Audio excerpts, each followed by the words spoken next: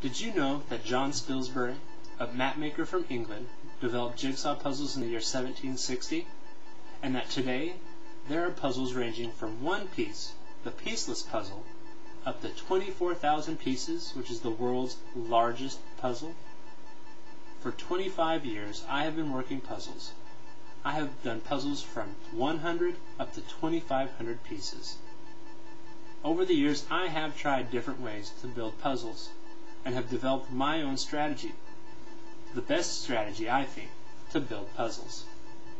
No one ever shared with me the best way to do a puzzle, but I want to share with you what I have learned so that you'll never give up on a puzzle again. I will tell you and show you the easiest and fastest way that I have developed to build puzzles. Let's begin. Step number 1. Choosing your puzzle. This can be accomplished by looking at size and difficulty or by price and brand. I usually recommend beginners start with a puzzle around 500 pieces. The pieces will be a little bit larger and thinner, and the pictures will be easier to read and put together. Intermediate puzzle builders should start between 750 to 1,500 pieces. And these pieces are going to be a little bit smaller. They're going to be a little bit thicker, and the pictures aren't going to be as easy to put together. Advanced and experienced puzzle builders should start off between 1,500 and 2,000 pieces.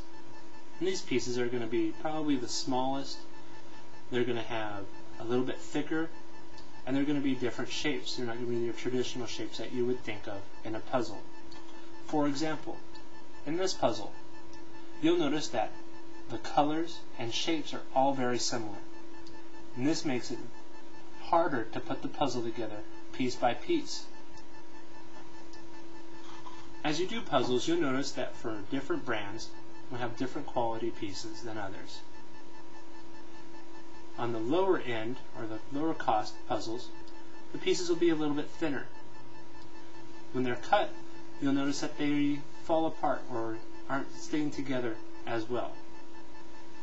The puzzles on the higher end spectrum, or a little bit more expensive, you'll notice that they fit together very well, and they keep their shape and their form.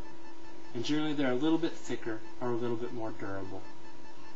And for those of you who just want a challenge, just go out there, find one that has the hardest picture, the highest puzzle, piece count, and the best picture. Step number 2. Opening up your puzzle. You'll want to make sure that you have a large surface to work the puzzle on.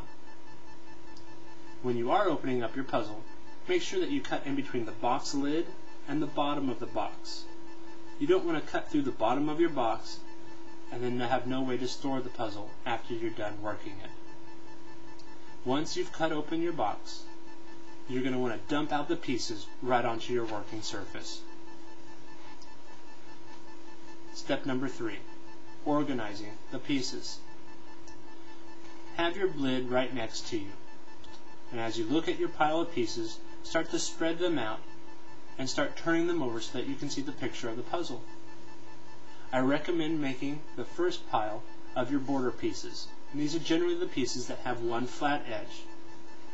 Then, as you're sifting through the rest of the pieces, you'll start to separate by either color or by the object in the puzzle, and make each group accordingly. Step number 4. Working the puzzle. I always recommend putting the border together first. This will give you an idea of how large the puzzle is and how much space will be required for the remainder of the project. Next, as in this puzzle, you'll notice that you'll want to work the parts in the foreground first, which will be the birds, the pie, the spoon, or the window frame.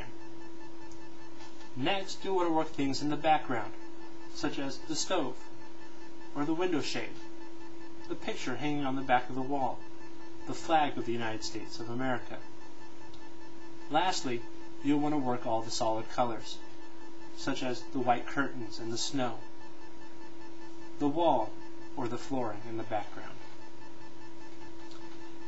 As you work these different sections, and if you get stuck on one, If you haven't put a piece together for a few minutes, go ahead, stop working on that one, and move to the next section.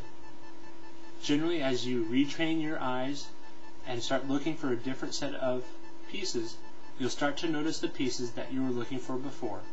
And at that point, you can put them together in the section and then keep moving forward on the new section that you're working. Remember always to have your box lid next to you so that it can assist you in the placement of the pieces into the puzzle. Step number 5, finishing the puzzle. Whether you're working in a large group or you're working the puzzle by yourself, when you start noticing the pieces thinning out, then you're just about done. Grab a piece and hold on to it. And after you finish putting in the rest of the pieces, call to your spouse or to a loved one or to that special somebody to do the last piece. When they come in and take a look at your puzzle, hand them the last piece and ask them to put it into place. I guarantee that they will enjoy it as much as you will. So in conclusion, there may be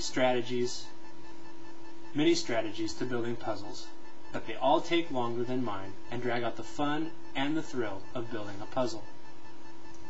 Remember the steps. First, choosing a puzzle.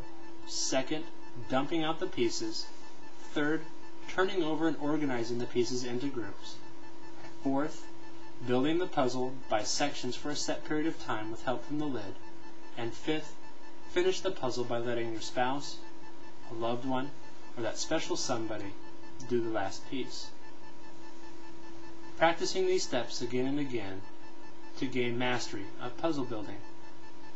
By following these steps, you will see that this strategy is not only fast and fun, but the best way to build a puzzle.